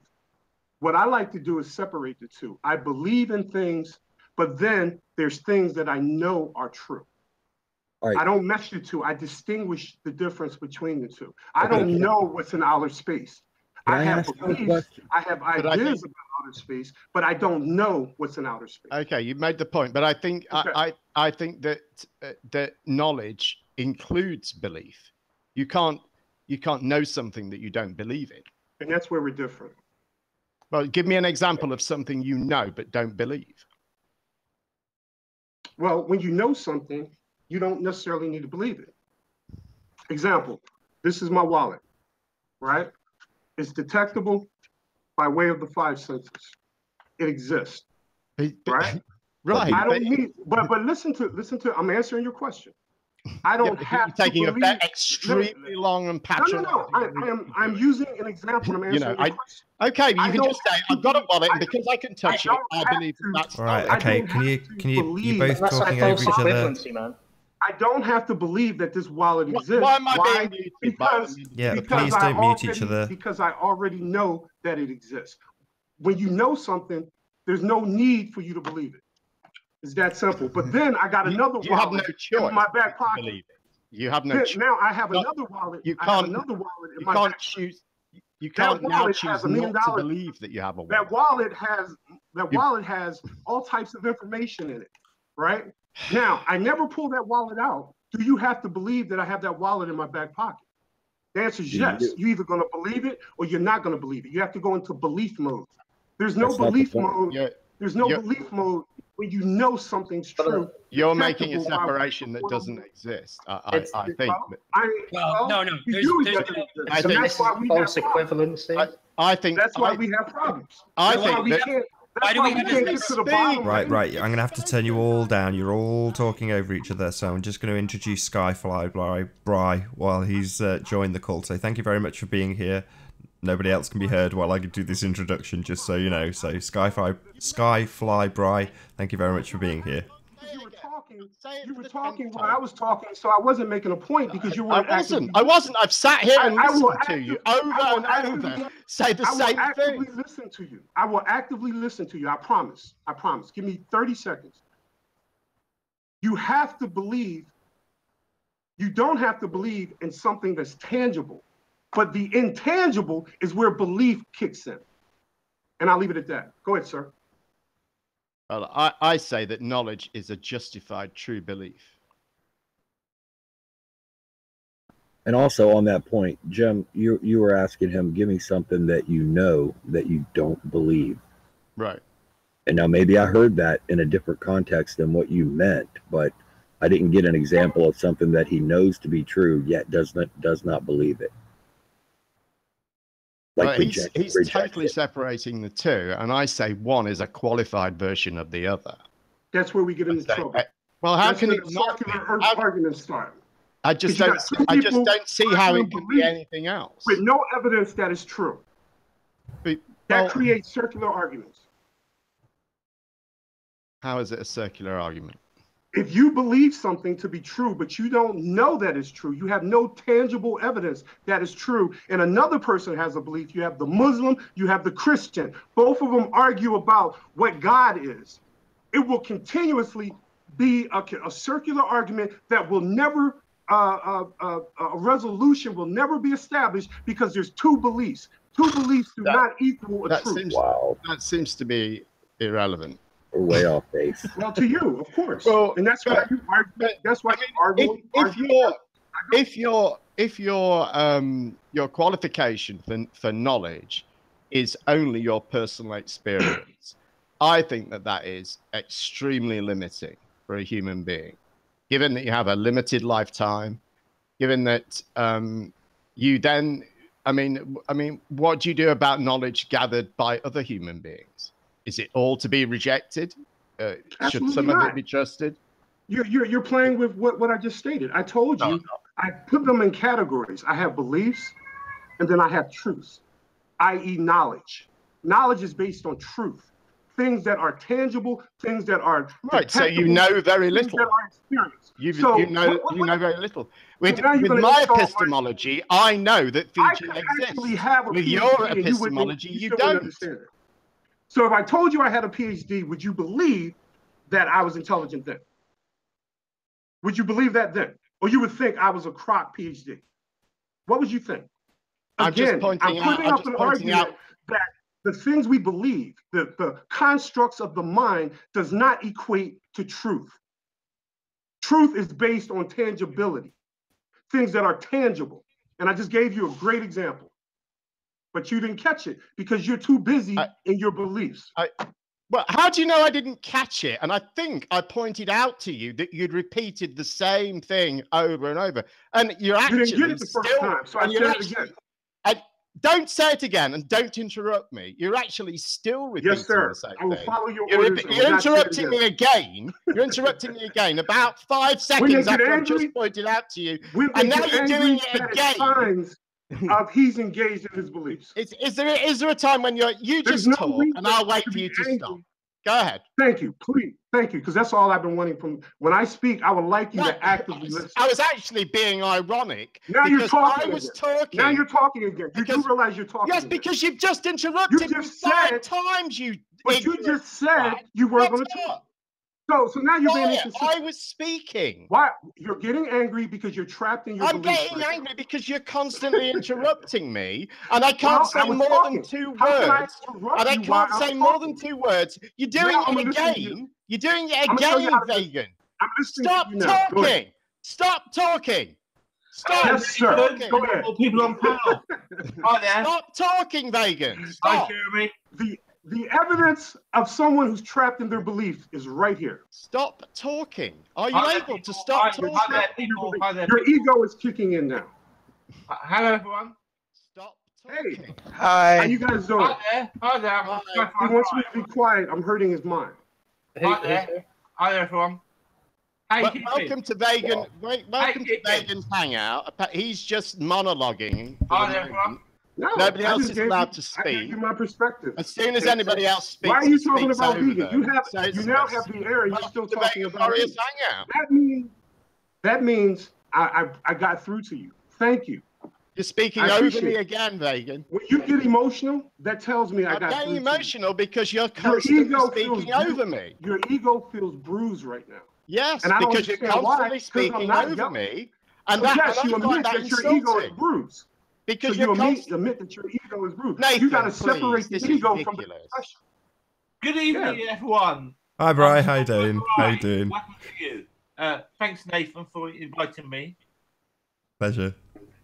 I would just like to ask everyone, okay, about a year ago, I came out with a simple test to test if the Earth is heliocentric or geocentric, and no one has done the test.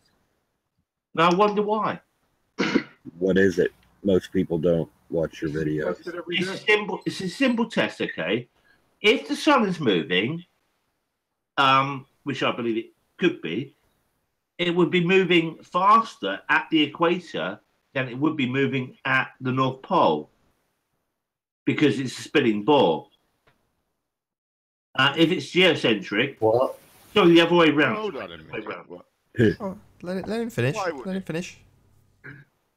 Sorry, I messed up. Okay. So if the Earth's spinning, okay, right, the North Pole is spinning slower than the equator. Okay, we can all appreciate the numbers we're given by NASA. The equator is spinning at 1,040 miles an hour. At the North Pole, it's not spinning. The further you go down in latitude, it's spinning at a different speed. So in reality, the sun would be, if the Earth's spinning, the sun would be moving at a different speed. Why? Speed in relation to what? Relation to the sun. Right, Well, imagine, okay, let's put it in simple Well, how terms. are you measuring its speed? In what way would you measure that? Well, okay, this is what NASA tells us, right? The Earth's spinning, it's a ball. It's spinning at 1,040 miles an hour, roughly at the equator. Okay. So the further north or south you go of the equator, the ball is spinning slower. So imagine, Sky, mate, Sky. My question, right, is how are you measuring the speed? I'm measuring the speed from the fact that there are 24 hours of a day, and 24 hours divided by the circumference of the Earth equals 1,040 miles an hour. And that's based on a Bohr model. Yeah, but That is the speed. but that is the speed of the Earth's rotation, right? Yeah, yeah. So, if it's a Bohr, okay, imagine a Bohr, right? Look at a Bohr. You only have to, right. so what are you expecting to see the sun move 1,000 miles in an hour? Is that 1,040 miles in an hour? Is At that the equator, yeah. Which is so how would you measure that? Again, is my question. My question is how far the sun is moving. Your question is different, but my No, it's question not. My question is again, how are you measuring it? Because I'm trying to get Right, what I'm okay. trying to get to grips with is what you mean by speed here. What speed are you measuring? How does the speed I'm not camera worried work? about speed. I'm not worried about speed. Right, it's But we time. are. All Because it's- based on time. Time is an hour.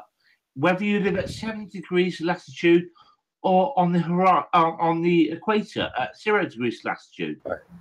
So wouldn't we expect it to move, like, say, what would we expect to see is the sun move, what would it be, 15 degrees in an hour? Is that right? Okay, yeah. It's 15 degrees an hour, but Right. on the equator apparently spins, I think it's 1,038 at the moment. It changes. It could be 1,040 miles per hour. But as you go further up the bore or further down the bore, it spins at a slower speed, obviously, because it's a smaller circumference. It actually, the sun would move at a faster rate.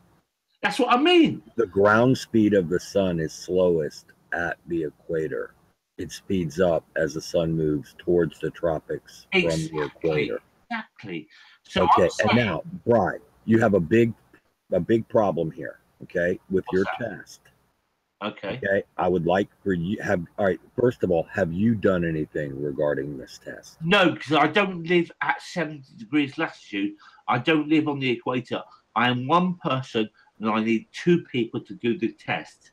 I need two people. I need one on the equator and I need one at least the 70 degrees latitude, someone in Norway.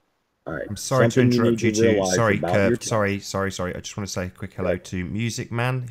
I've muted you, so if you can just pop yourself off mute and say a quick hello.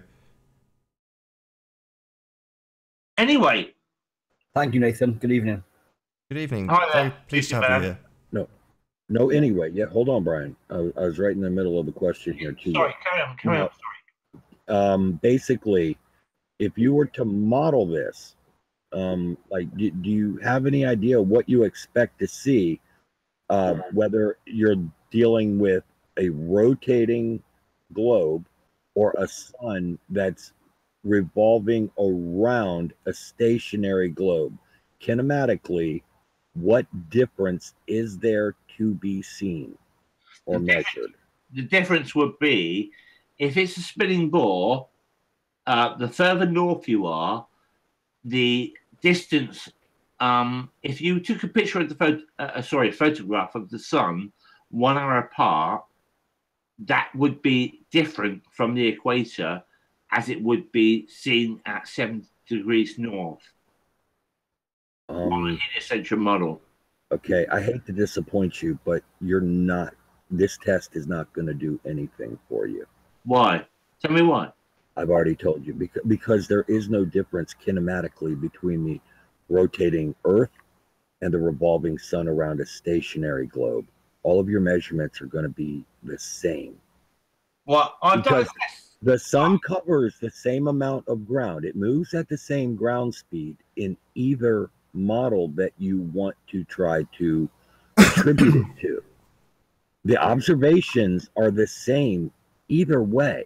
But this is not going to distinguish one over the other. They move at a different speed. No, sir, they do not. Oh, no. So you're telling me, okay? So no. Hold on. No. Let me explain. You're trying to distinguish between one model and another, and this test is not going to do it. If you got a wheel that's like 20 inches wide, and you've got a spoke with an instrument to record the time, that's 5 inches away from the centre, it's going to record at a different time from the outside. Let's take the long way home here. Sky, even though the spoke of the wheel moves faster, closer to the outer circumference, they still move the same amount of degrees. They do move the same amount of degrees, but the degrees are different in relation to the distance. But what Curve's saying in the same fact that the Earth spins at 1,040 at the equator, and at the UK it spins at 640 miles an hour. Right, and we're recognizing that difference. But what Curved is saying is that even though that difference exists, if your comparison is not between those two distances, but your comparison is between a globe, a heliocentric and a geocentric Earth, your results will be the same either way. That's kind of the point of positing heliocentrism, is because of things like this. It's difficult to distinguish between the two. Well, tonight I used a program called Stellarium. which is the All Earth program, and I looked at the sun on the 22nd of September, 2017, which is the equinox, and I positioned the sun at 0 degrees in the west as it set, and then I moved myself 15 degrees to the west. I went from east to west, and that was 15 degrees. And every 1 degree I changed it, it was 4 minutes. So I thought to myself, right, there's a calculation here. There's a mathematical equation I can do. So I simply made an equilateral triangle. So it's not equilateral, it's a right angle triangle. And I thought, right, I know the figure of B side, but I don't know the figure of C and A. But I know the degrees from the 60 figure. So I thought to myself, okay, I'll measure the distance to the sun. So I measured up from the same position on Earth when I observed the sun, and then went up 60 nautical miles, which is exactly 1 hour, which is equal to 15 degrees. And then I measured down at 15 degrees, and my triangle came out at a sun distance of 16.1 nautical miles, not 93 million miles. If it was 93 million miles, there would be no degrees. You would not see the sun at 90 degrees in the sky. It would be, it's ridiculous. You need to sharpen your pencil and do your calculations again. I don't know any other thing to tell you on that. That is whack. Your numbers are absurd. And I'm trying to be polite. I'm trying to be polite. Well, I've got a calculator, mate. I've got a calculator. And I've done it with a calculator. And I thought, it doesn't make sense. Nothing works out. And that's the numbers I came out with. Has Jamie taught you how to use that calculator? I don't need to be taught to use a calculator. Right, okay. You got 60 minutes in an hour. 4 minutes is 1 degree. 1 hour is 15 degrees. A day lasts 24 hours, which is 24 times 15. And that's what you got to think about. I know you're gone quiet because you're thinking about yourself. No, I'm going to ask you one time, just clearly, specifically state, what number did you arrive at? Something about 16 nautical miles? 16.1 nautical miles. I know it's very low. As for the height of the sun above the earth? I know it's low. Is that what you came up with? 16 nautical miles above the earth from what position on earth? It doesn't matter. It is. I don't think the equator. In Solarium. From the equator. I done it from 0 degrees on the 22nd of September, and it came out at 16.1 degrees. And I thought, well, that's not possible because obviously you can see the sun from one side of the earth to the other side of the earth, and we know that the earth is a certain size. But then we only know the earth is a certain size because we're told it's a certain size. We don't know the size of the earth. Now it's 16 degrees elevation above the horizon. Okay. I can't keep interchanging words here, flopping back and forth. Your story's hard to follow. Nothing that you've said makes sense so far. And again, I'll just repeat, kinematically, there is no difference in any observations that you're going to make comparing a geocentric versus heliocentric in this regard. And that's the end of the story. Well, for you maybe, but I need to look into it further. Then please do. Please do. I encourage you to do so. Good luck. Okay, so I'm going to do a quick link check. I am actually going out and I'm not muted. Brilliant. So if you are new to this channel, be sure to subscribe and hit the bell notification icon to keep up to date with the Flat Earth debate. If you would like to support this channel, there is a super chat that runs alongside the show while it is live. And if you would like to join the debate, there is a link in the info box below this video. With your watch page muted, simply click on that link to join the debate live. There are only a couple of rules. Number one, please do not swear. And number two, if if you are ejected, please do not try to rejoin the show. With that, I'll transition back to the action. And as I say, you've got about 10 minutes left, maybe a little less if you did want to join to do a little bit of last-minute trolling. Looking at the HD live viewing experiment from the International Space Station, I've noticed that you can never see any of the large wildfires. I wonder why that is.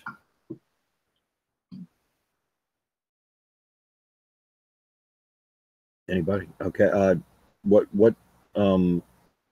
How much of the Earth do you think that they're seeing from the ISS? How much of the Earth are you seeing? Well, you're covering every continent. At any point in time, looking down on the Earth from the ISS from one of the cameras, how much of the Earth do you think you're seeing? I'd say roughly 12 million hectares.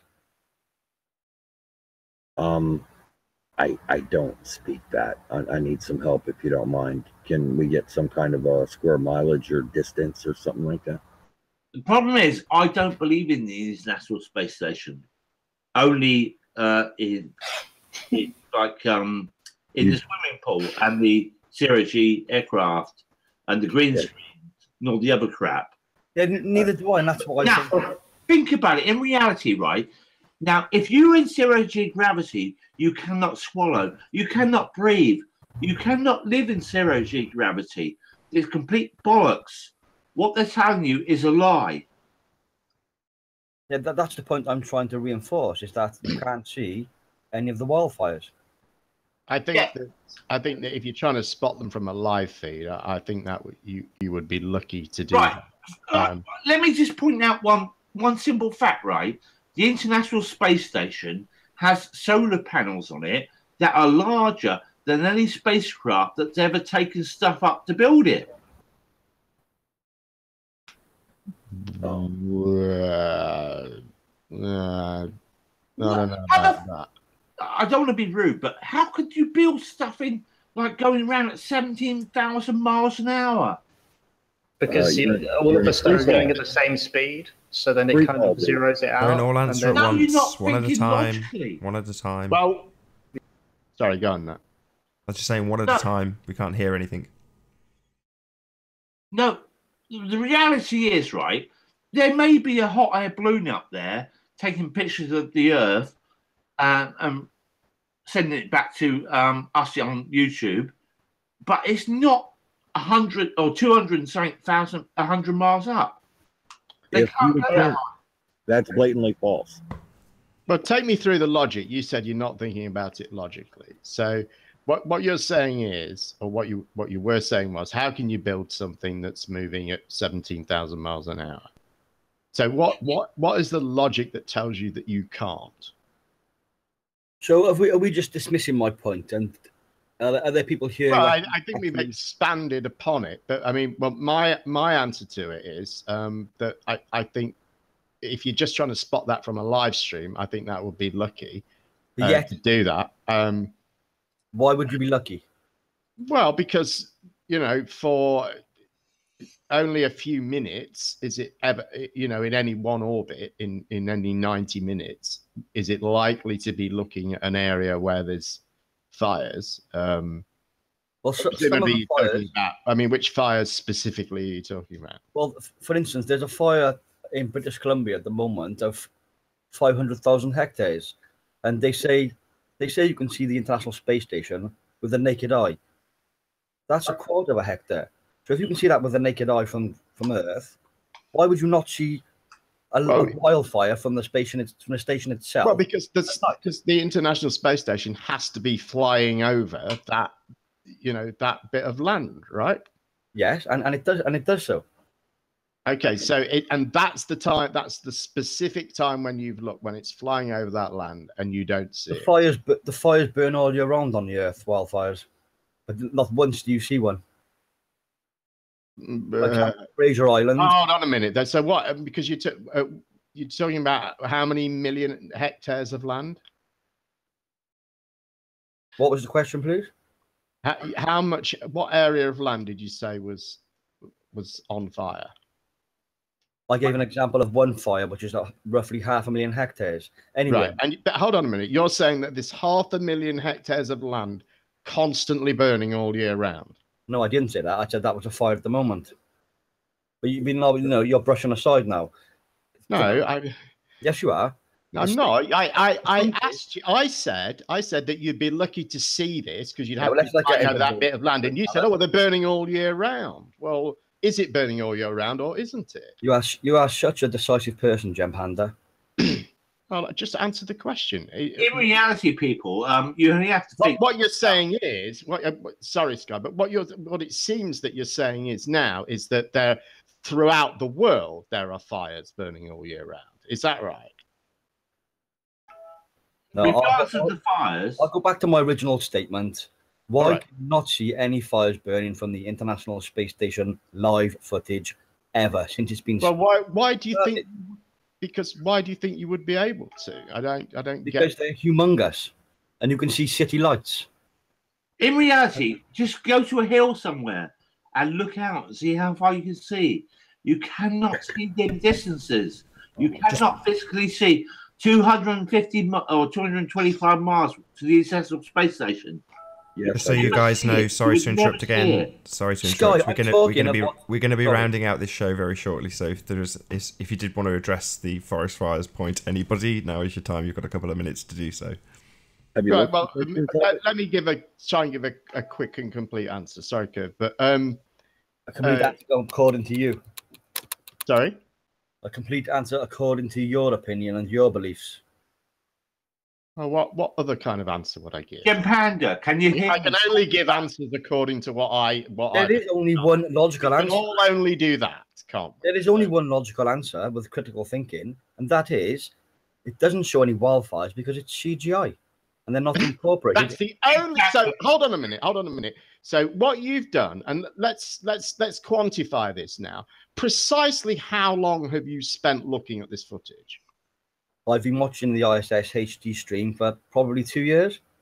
So you haven't done any. The last 2 years, you've just looked at this one video and nothing else.